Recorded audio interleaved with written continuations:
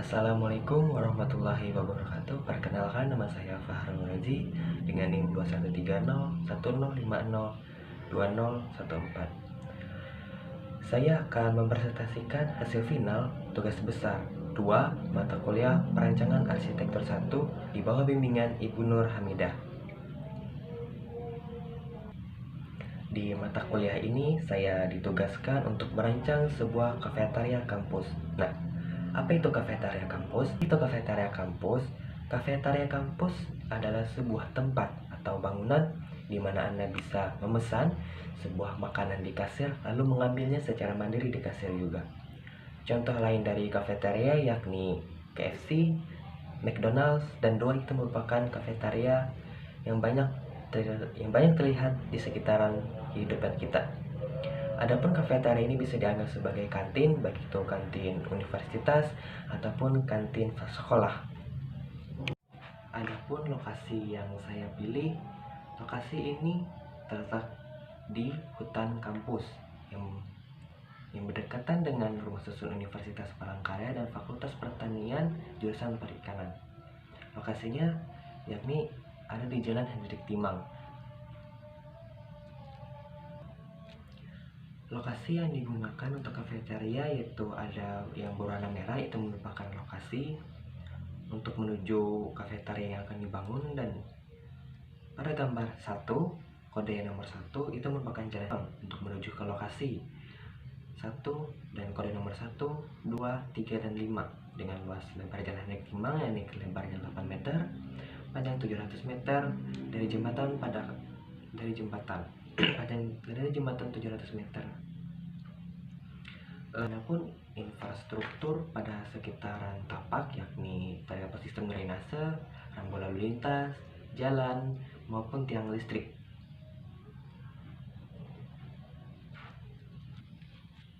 Mengapa saya memilih lokasi tersebut? Karena terdapat beberapa faktor, yakni yang pertama, ada kelebihan site. Pada kelebihan site, lahan cukup luas sehingga dapat dimanfaatkan dengan baik. Yang kedua, lahan memiliki kontur tanah yang datar. Ini cocok untuk mendirikan sebuah bangunan tanpa memberikan tanah tambahan pada bagian bawah untuk menutupi tanah yang berkontur. Area lahan ditumbuhi dengan berbagai macam vegetasi, baik ini pepohonan, rumput, dan lain sebagainya. Namun, di samping itu semua terdapat juga kekurangan dari site ini, yakni dikarenakan banyaknya pepohonan, maka risiko pohon itu tumbang akan semakin besar. Maka dari itu akan ditebang beberapa pohon yang sudah tua ataupun sudah lapuk dan dibersihkan dari area-area tapak tersebut. Nah, pepohonan yang telah tumbang ataupun sudah berada di tanah itu akan dibersihkan pada sebagian yang akan dipakai untuk mendirikan bangunannya. Dan selain itu terdapat struktur baja pada tengah tapak. Ini merupakan struktur pada sebuah warung yang dulu digunakan pada hutan kampus ini. Nah, setelah semua itu maka saya pasti akan memilih lokasi ini sebagai lokasi kafetaria kampus karena lahannya juga yang luas dan datar serta memiliki vegetasi yang banyak dan tidak perlu menanam beberapa pepohonan lagi di sekitarnya.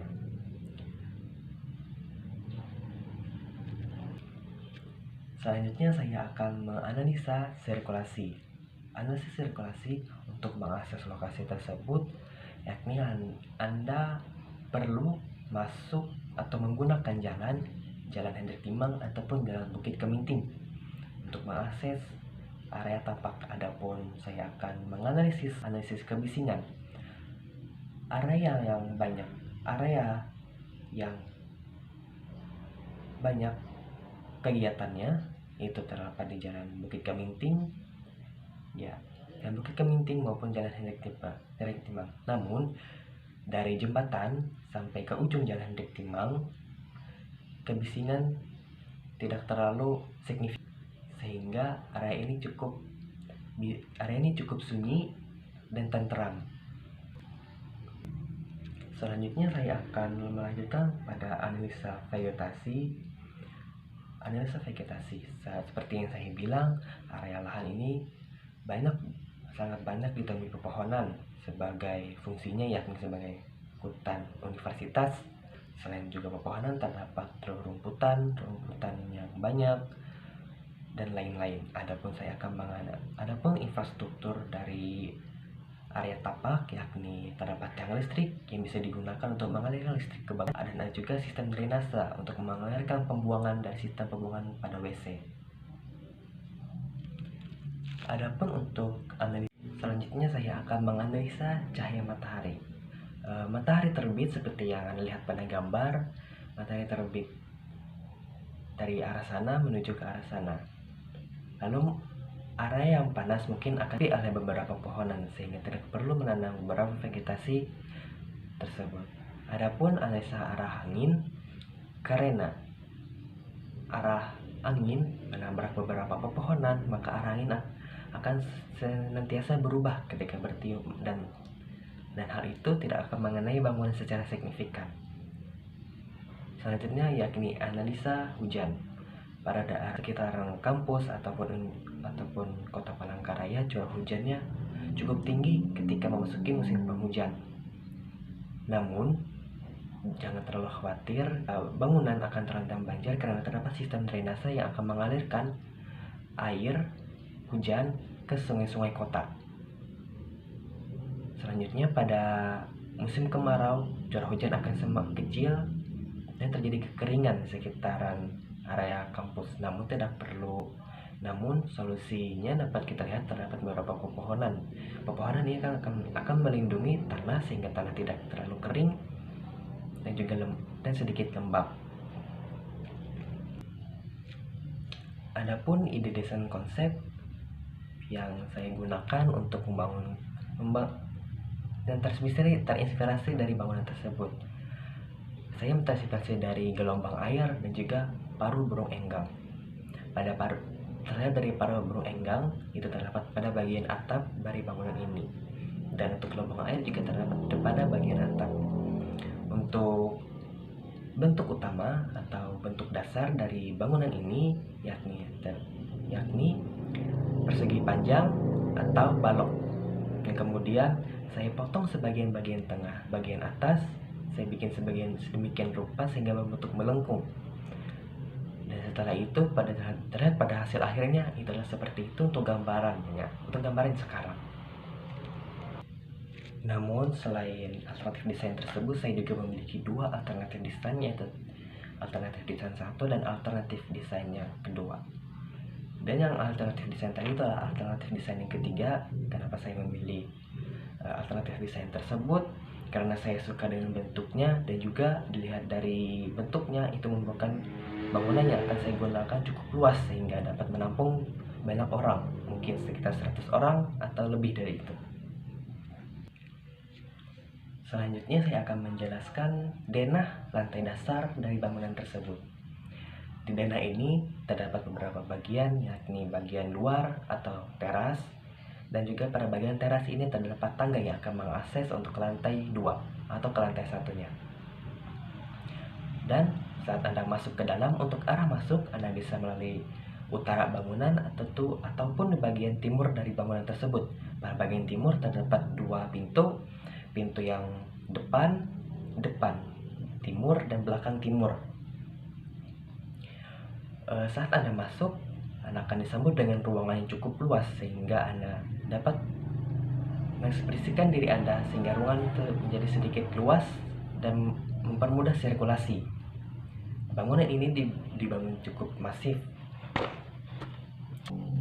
Untuk masuk, Anda bisa menggunakan 3 akses pintu. Yang pertama, akses pintu nomor 1 terletak pada bagian utara bangunan, dan 2 akses pintu terdapat pada bagian timur dari bangunan ini. Pada saat Anda masuk, Anda akan disambut pada saat Anda masuk ke ruangan, Anda akan disambut dengan kursi ataupun dengan meja yang berukuran sangat panjang, di mana meja ini bisa diisi oleh sampai 22 orang. Adapun meja yang berukuran sedang yakni dapat berisi sekitar 10 orang.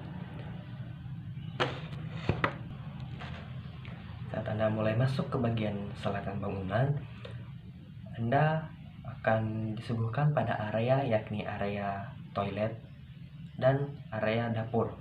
Pada area dapur ini panjang sekitar 4,5, sekitar 4, dan lebar sekitar 7,5 meter. Dan ada pula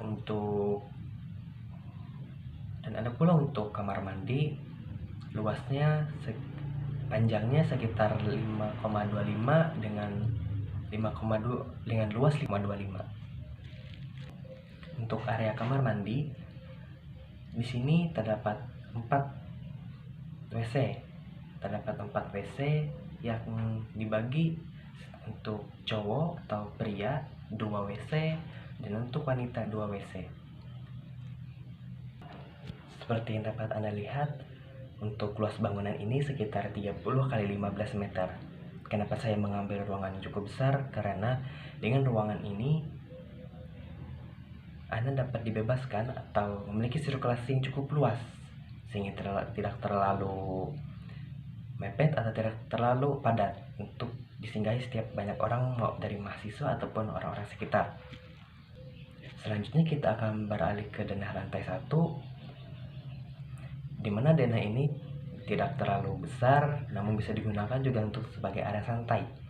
Pada denah ini merupakan area semi outdoor atau area yang bisa digunakan untuk dapat melihat atau mengakses area luar bangunan dengan cukup luas. Dibedakan dengan ruang utama yang merupakan indoor. Selanjutnya kita akan mengakses lantai 2, dan ini adalah lantai pada bangunan tersebut. Dan lantai ini juga merupakan semi outdoor. Untuk lantai 1 dan lantai 2 memiliki ukuran yang sama, yakni luas dengan 6 kali 15 meter. Selanjutnya kita akan beralih kepada potongan tinggi bangunan. Untuk tinggi bangunan ini memiliki ketinggian sekitar 13 meter dari atas tanah sampai dengan ujung atap. Bangunan ini dibangun dengan full baja ringan, yakni struktur utama pada bangunan tersebut, di mana baja ringan ini dilapisi dengan bahan anti api, sehingga baja ringan dapat dilindungi dan dapat terlindung dari api apabila terjadi kebakaran. Untuk pondasi pada bangunan ini, saya menggunakan pondasi plat beton untuk mengalirkan beban dari ujung atap sampai ke tanah.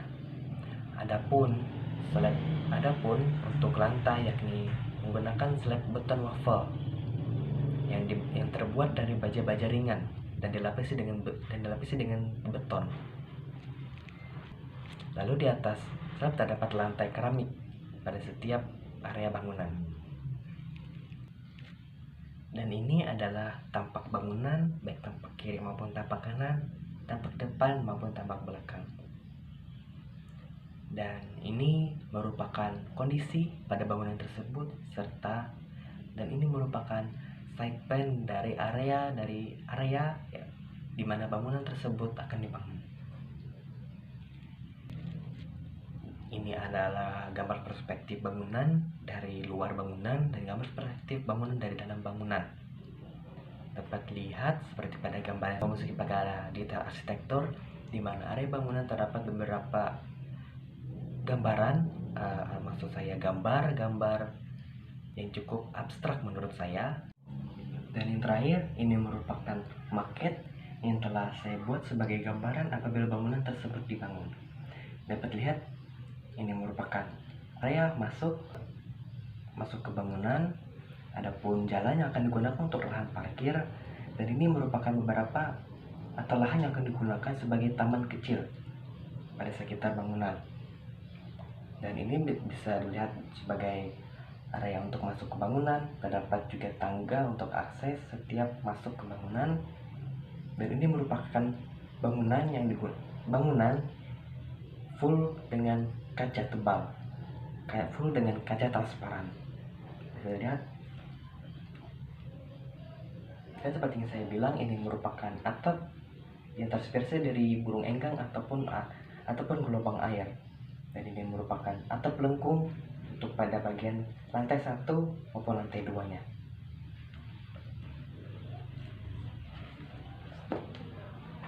Mungkin sudah cukup dari saya, hanya itu yang bisa saya sampaikan. Saya mohon maaf apabila terdapat kekurangan.